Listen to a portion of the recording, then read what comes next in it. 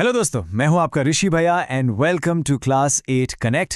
तो आज हम एक ऐसे टॉपिक को समझेंगे जो हम हर रोज देखते हैं, आग। From a simple match stick to a powerful rocket engine, इसके पीछे साइंस एक ही है। तो चलिए शुरू करते हैं चैप्टर 4, कंबशन एंड फ्लेम।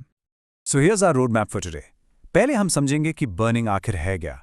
फिर हम आग के 3 दोस्तों से मिलेंगे जिनके बिना आग लगी नहीं सकती। उसके बाद we'll learn how to control fire, we'll get to know about different flames and explosions, and finally we'll study fuels and their effect on our environment. Ready? Let's go. तो सबसे पहला सवाल, What exactly is burning? हमें पता है आग कैसी दिखती है, पर इसके पीछे की साइंस क्या है? Let's break it down. यह है इसका साइंटिफिक नाम, कंबशन। देखो, सिंपल भाषा में कंबशन का मतलब है जलना। It's just a chemical process जिसमें कोई सब्सटेंस ऑक्सीजन के साथ रिएक्ट करके हीट पैदा करता है। That's it. Fuel plus oxygen gives us heat. और हाँ, इस प्रोसेस में लाइट भी निकलती है जो हमें आग की फ्लेम के रूप में दिखती है। अब दुनिया की हर चीज जल नहीं सकती, right? This slide divides things into 2 very simple groups. एक तरफ हैं कंबस्टिबल सब्सटेंसेस जैसे लकड़ी और कागज जो आग पकड़ सकते हैं, और दूसरी तरफ हैं नॉन कंबस्टिबल सब्सटेंसेस जैसे पत्थर और कांच जिनमें आग नहीं लगती। क्लियर है ना? तो अगर आपके पास कोई जलने वाली चीज है तो क्या उसमें अपने आप आग लग जाएगी? बिल्कुल नहीं। आग जलाने के लिए एक खास रेसिपी चाहिए जिसमें 3 जरूरी इंग्रेडिएंट्स का होना बहुत बहुत इंपॉर्टेंट है। सोचो, अगर आपको एक कैंप फायर जलानी है तो वो कौन सी 3 चीजें हैं जिनके बिना काम नहीं चलेगा? And the answer is the famous fire triangle. ये आग के 3 पक्के दोस्त हैं।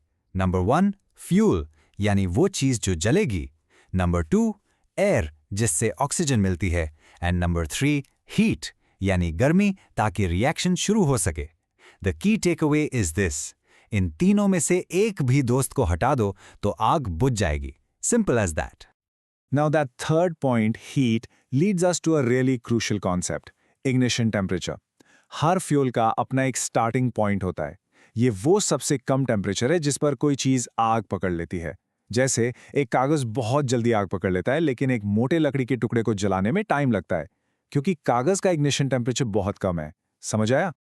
Let's look at a classic experiment to prove this. देखो, पहले सेटअप में कैंडल एक चिमनी के नीचे आराम से जल रही है, क्योंकि उसे नीचे से फ्रेश हवा यानी ऑक्सीजन आराम से मिल रही है। No problem. But the moment हम नीचे से हवा का रास्ता बंद करते हैं, the flame starts to struggle, it flickers and produces smoke. ऐसा क्यों? क्योंकि उसे आराम से सांस लेने के लिए, यानी आग को जलने के लिए, पूरी ऑक्सीजन नहीं मिल पा रही। और फाइनली जब हम चिमनी को ऊपर से भी ढक देते हैं तो एयर सप्लाई पूरी तरह कट ऑफ हो जाती है। The flame uses up all the oxygen inside and puff, बुझ जाती है। It's a perfect demonstration.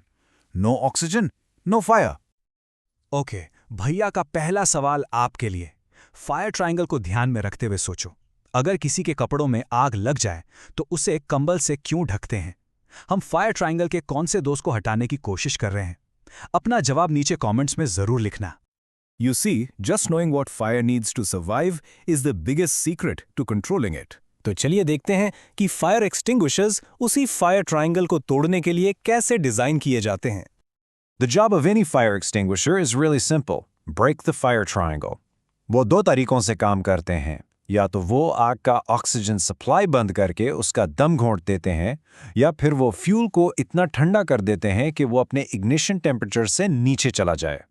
और इसीलिए अलग अलग तरह के फायर एक्सटिंग्विशर्स होते हैं। पानी यानी वाटर, लकड़ी या कागज जैसी चीजों को ठंडा करने के लिए बेस्ट है। But, and this is incredibly important, कभी भी भूलकर भी पानी को इलेक्ट्रिकल फायर पर नेवर यूज करना। वाटर कंडक्ट्स इलेक्ट्रिसिटी और आपको करंट लग सकता है। ऐसी आग के लिए कार्बन डाइऑक्साइड एक्सटिंग्विशर यूज होता है जो ऑक्सीजन सप्लाई कट करके आग बुझा देता है। अब हर कंबशन एक जैसा नहीं होता। ये प्रोसेस धीरे धीरे भी हो सकता है और बहुत तेजी से, एक धमाके के साथ भी। Let's explore the different types of combustion. So there are 3 main types. Rapid combustion, जैसे आपके घर का गैस स्टोव। स्पॉन्टेनियस कंबशन, जब कोई चीज बिना माचिस लगाए अपने आप जल उठती है। और तीसरा है एक्सप्लोजन, एक अचानक रिएक्शन जिसमें हीट, लाइट और साउंड एक साथ निकलते हैं, बिल्कुल आपके दिवाली के पटाखे की तरह। Even a simple candle flame is not that simple. इसके 3 अलग अलग जोन्स होते हैं। सबसे अंदर का ब्लैक जोन सबसे कम गर्म होता है, बीच का येलो जोन थोड़ा ज्यादा गर्म होता है, लेकिन सबसे गर्म हिस्सा है आग का सबसे बाहरी हल्का ब्लू जोन। यहाँ कंबस्शन पूरा होता है और ये इतना गर्म होता है कि सुनार यानी गोल्डस्मिथ्स इसी हिस्से का यूज सोना पिघलाने के लिए करते हैं। Interesting, right? All this talk about combustion naturally leads us to fuels, ऐसी चीजें जिन्हें हम एनर्जी के लिए जलाते हैं। ये हमारी लाइफ के लिए जरूरी तो हैं, लेकिन इनके इस्तेमाल से हमारे प्लैनेट पर कुछ सीरियस साइड इफेक्ट्स भी होते हैं। अब कौन सा फ्यूल कितना पावरफुल है ये हम उसकी कैलोरीफिक वैल्यू से नापते हैं। इसका मतलब है कि 1 किलोग्राम फ्यूल को पूरी तरह जलाने पर कितनी हीट एनर्जी निकलती है। You can also call it the fuels energy rating. जितनी ज्यादा वैल्यू उतना powerful fuel. This chart really puts things into perspective. Just look at the numbers. एक गोबर का उपला or cow dung cake gives you about 6,000 kilojoules of energy.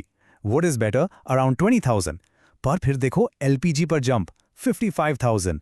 यही reason है कि एक छोटा सा गैस सिलेंडर महीनों तक चलता है, जबकि उतने ही खाने के लिए बहुत सारी लकड़ी लगेगी। And now look at hydrogen, 1,50,000. It's massive. और यही number is the reason why scientists think hydrogen is the fuel of the future. But his the downside, in fuels को जलाने से पोल्यूशन होता है।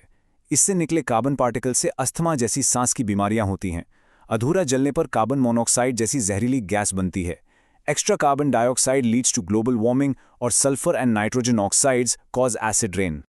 तो अब भैया का दूसरा सवाल, इन सब हार्मफुल इफेक्ट्स को देखते हुए ये बताओ कि सीएनजी यानी कंप्रेस्ड नेचुरल गैस को गाड़ियों के लिए पेट्रोल या डीजल से क्लीनर फ्यूल क्यों माना जाता है? सोचकर अपना जवाब कमेंट्स में लिखो। चलिए अब जल्दी से आज के 4 सबसे इंपॉर्टेंट पॉइंट्स को रिवाइज कर लेते हैं। First, combustion is a chemical reaction with oxygen that produces heat. Second, every fire needs 3 things: fuel, air, and heat. Third, even a simple flame has different temperature zones. And fourth, the fuels we use, well, they have serious effects on our environment. Ultimately, आग इंसान के सबसे पुराने tools में से एक है। इसके पीछे की साइंस को समझकर हम ना सिर्फ इसकी पावर को सेफली यूज कर सकते हैं, बल्कि अपने प्लैनेट को प्रोटेक्ट करने के लिए बेहतर डिसीजन भी ले सकते हैं। पढ़ते रहो, आगे बढ़ते रहो, मिलते हैं नेक्स्ट वीडियो में।